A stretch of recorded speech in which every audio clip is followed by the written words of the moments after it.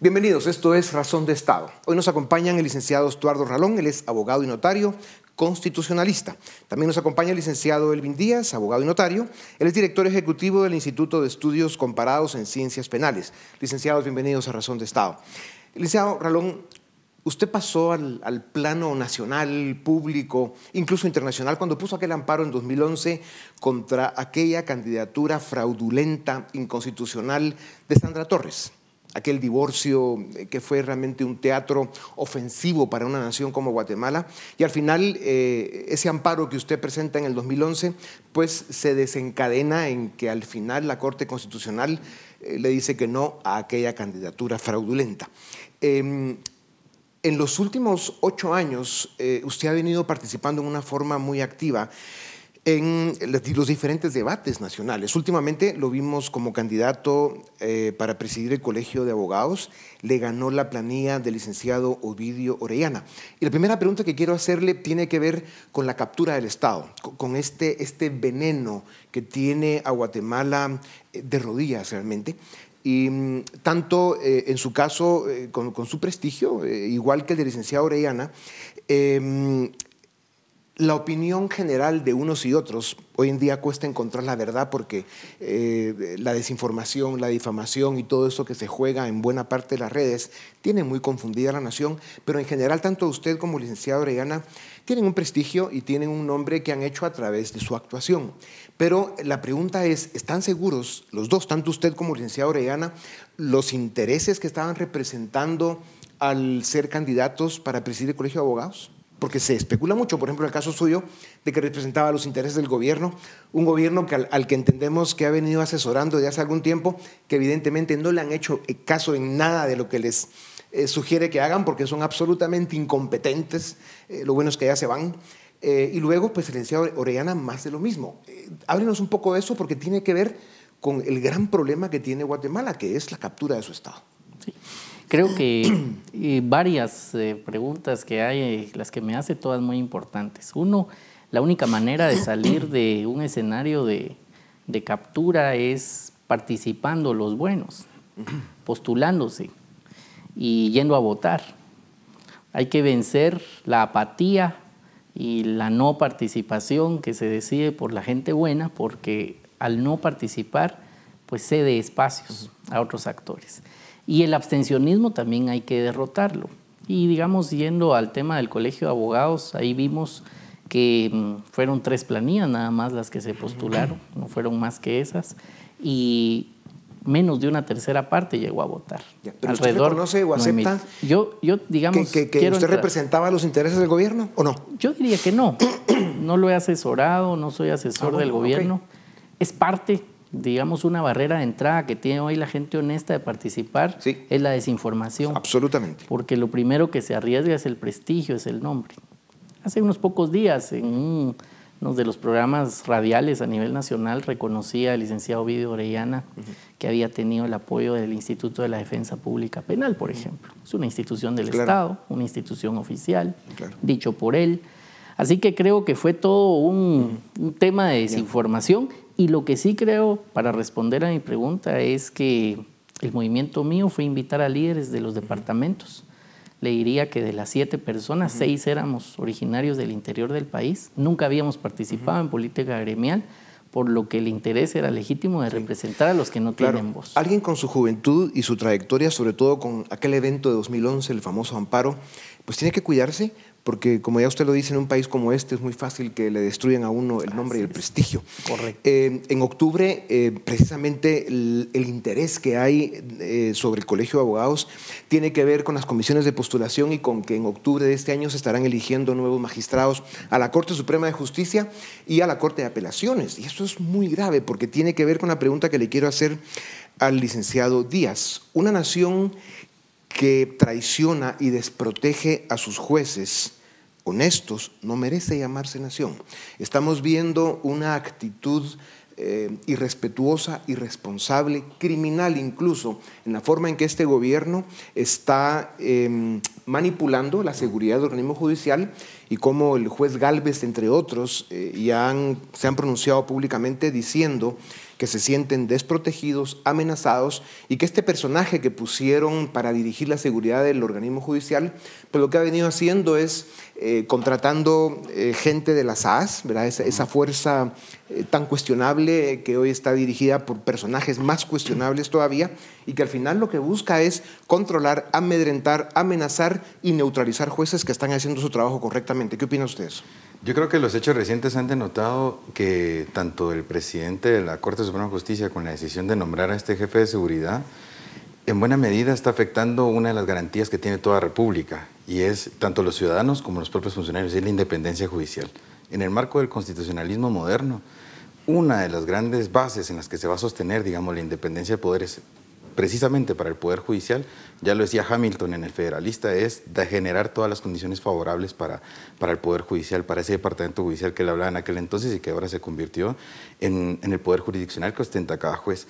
¿Qué es lo que estamos viendo? Lamentablemente, esta decisión de nombrar a alguien que estuvo en las SAS, en este gobierno, y que está tomando medidas de poder incursionar en el aparato de seguridad cercano, no solo del mismo juez, sino también de su círculo familiar, que son los jueces de mayor riesgo quienes se han quejado, demuestra, digamos, sobre todo una incapacidad que hemos visto, un problema sistémico del Poder Judicial, que también la Corte Suprema de Justicia no responde, digamos, a los intereses de los jueces. Y ahí es, a todas luces, una vulneración a esa independencia que deben gozar, porque prácticamente estos son jueces que están juzgando y tomando decisiones no solo de cualquier persona, sino en general de asuntos conflictivos, violentos en algunos casos, o de la misma corrupción que creo yo que ha estado evidente. Ahora bien, en estos años. licenciado Ralón, lo que está viviendo Guatemala es muy grave. Todo este debate de la CICIG que nos dividió como sociedad de una manera brutal porque nos perdimos en la discusión ideológica y por lo tanto perdimos de vista que el verdadero problema de Guatemala es la captura de su Estado por fuerzas criminales que la quieren mantener como el reino de la impunidad. Y si bien tenemos un gobierno que ya lo hemos definido de muchas maneras, siempre mal, por supuesto, porque tiene muy malas calificaciones en esta tribuna, lo que están haciendo hoy en día, ¿cómo lo interpreta usted? ¿Cómo lo define? ¿Es correcto o no? Yo creo que estamos viviendo una crisis en el sistema de justicia completo. No es solo este último incidente de coyuntura. La independencia judicial es una obligación que tienen los jueces de respetar únicamente la Constitución y las leyes. Es decir, se puede ver amenazada de diferentes maneras. Generar una presión mediática para que un juez resuelva en determinado sentido, ignorando las pruebas, ignorando la ley. Pero aquí ha habido bastante más que presión mediática, que han habido amenazas, allanamientos de casa, robos, agresiones. Han habido, digamos, pronunciamientos, a mí me parecer incluso delicados. El último me pareció delicado, el término creo que no favorecía mucho, que Naciones Unidas decía, hay jueces que colaboran con Naciones Unidas. Aquí no se trata de si hay jueces que colaboran o no con una comisión. Los jueces se tienen que deber a la ley, a las pruebas. ¿Por qué menciono eso?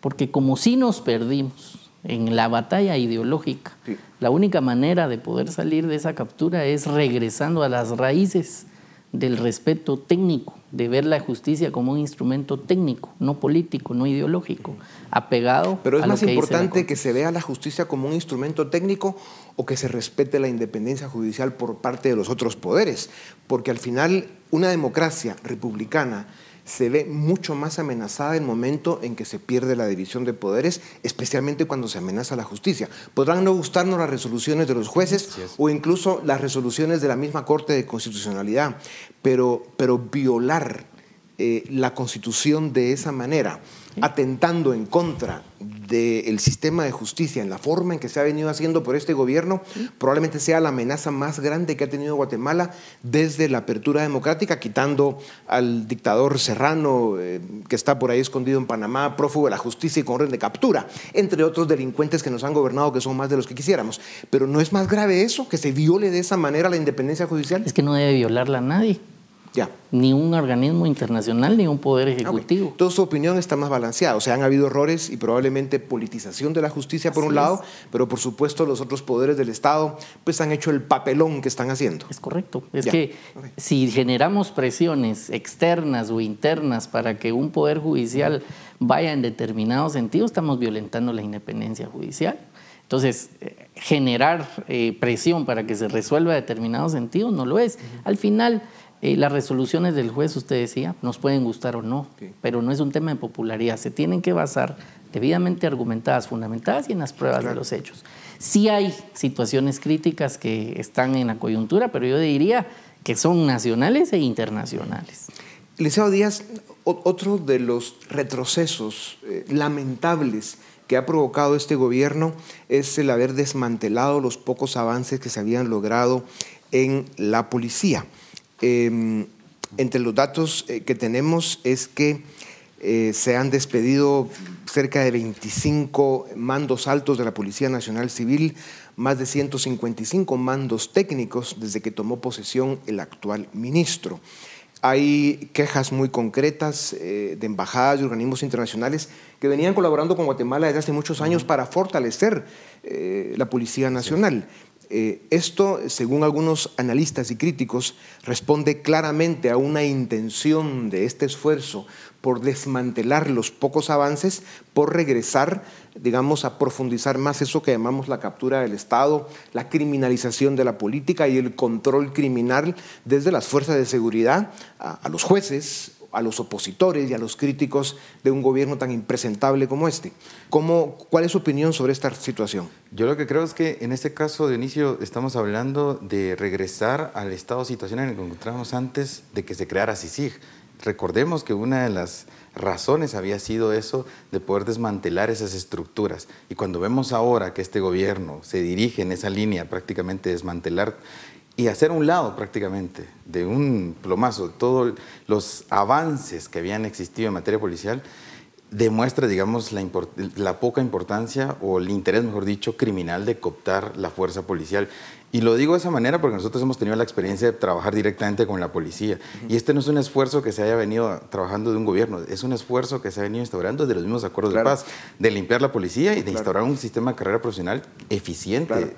Y prácticamente era romper el esquema de la policía tradicional con que había funcionado. Ya se empieza a escuchar otra vez de policías asaltando, entrando a viviendas y, en fin, otra vez, lejos de ser un cuerpo de seguridad, algunos de sus agentes pues son bandas criminales. ¿Qué opina usted de eso, licenciado Ralón? Miren, el tema, digamos, de los crímenes transnacionales, creo que, por ejemplo, el apoyo del gobierno americano para todo el tema a través de la DEA antinarcóticos ha dado mucho más resultado en la lucha contra esa estructura de crimen que, por ejemplo, la CICIG. Bueno, resultado muy cuestionable, ¿verdad? Sí, porque el hecho de que capturen digamos, unas cuantas bolsas de coca... Pero han capturado más que lo que se haya podido desmantelar. Porque está pasando mucha más droga por Guatemala que antes. Mi punto es que ya, a mi criterio, está resuelto porque con base al convenio se definió que en septiembre termina el mandato de la CICIG y lo que yo veo es una ausencia de debate de qué va a pasar después. No, pero sobre el tema de lo que ha hecho el ministro de Gobernación con la policía... Sí, es que yo lo que creo es de que quien sea el ministro, quien sea, en este u otro gobierno, necesariamente tiene que hacer un apoyo de una lucha de transnacional contra el crimen, por el lugar donde estamos, pues nuestro socio comercial, por la influencia política, ese aliado estratégico natural, pues tiene que seguir siendo el gobierno americano. ¿Y su opinión sobre la forma en que se ha desmantelado todo el esfuerzo técnico y los, digamos, altos mandos de la policía que estaban haciendo un buen trabajo? Yo creo que es decisiones equivocadas, es retroceso. Cuando usted toma decisiones que no son técnicas, sino que tienen otro tipo de características. En una arena técnica tiene, pues obviamente, una equivocación, pero más que poner... Una equivocación que tiene detrás probablemente intereses oscuros y espurios. Pero ese es el licenciado Ralón que queremos ver en esas tribunas, contundente y claro. Contundente y claro, y lo que yo digo es, miren, no es Naciones Unidas el único camino, busquemos otras alternativas. Yo creo más en una fiscalía transnacional, creo más en los apoyos técnicos, apoyos a los que podemos acceder. Lo peor que puede pasar es que no pase nada después de septiembre, que no haya nada. La generación de ustedes, los abogados que todavía no tienen el pelo blanco, pero que ya tienen una experiencia y una trayectoria, son indispensables, juegan un papel protagónico en el momento que vive el país porque ustedes pueden tener el criterio, la capacidad, idealmente los valores para ser parte importante del rescate que necesita Guatemala. ¿Cómo pueden comprometerse ustedes en un momento tan delicado como el que vive el país? Yo creo que la participación, uno de los aspectos que mencionaba el licenciado Ralón es la participación, pero dejar de ver también al Colegio de Abogados solamente con aspectos puramente gremiales. El Colegio de Abogados, por nuestro diseño constitucional, mejor dicho, el gremio de abogados tiene trascendencia en decisiones nacionales. Y eso es lo que vamos a ver, por ejemplo, dentro de un mes, otra elección en el colegio. Ya no vamos a ver el tema de la elección que fue el de Junta Directiva y Tribunal de Honor, sino vamos a ver a elegir 12 comisionados para integrar comisiones de postulación. Sí. Ahí sí requiere, digamos, no solo la participación y que seamos sujetos a la fiscalización y el compromiso, no con el gremio, sino con el país, porque es una decisión de Estado. Podemos estar tranquilos entonces que vamos a ver al licenciado Ralón de 2011 poniendo aquel amparo histórico en contra de aquella candidatura fraudulenta de aquí en adelante, sobre todo en un año en el que se va a redefinir la Corte Suprema de Justicia y la Corte de Apelaciones. Díganos algo, licenciado Ralón. Lo va a ver como siempre, accionando en defensa de la Constitución, denunciando, haciendo un ejercicio no solo de debate de ideas, sino de denuncia y de acción legal. De ese 2011 para acá han habido muchísimas, sí. Entre ellas la última, la ley electoral y de partidos políticos con una pésima reforma, que no ha sido resuelta por la Corte de Constitucionalidad. Y así muchas. Sí lo va a ver. ¿Por qué? Porque yo hago un llamado. Es la juventud de Guatemala participando. ¿Y en todas las esferas la que puede cambiar. Si nos quedamos con la crítica, con juzgar y no participamos, sin duda alguna, no vamos a salir. Pues qué bueno verlos acá comprometidos y listos para dar la batalla por Guatemala que la necesita. Volvemos en un momento con ustedes para seguir en Razón de Estado.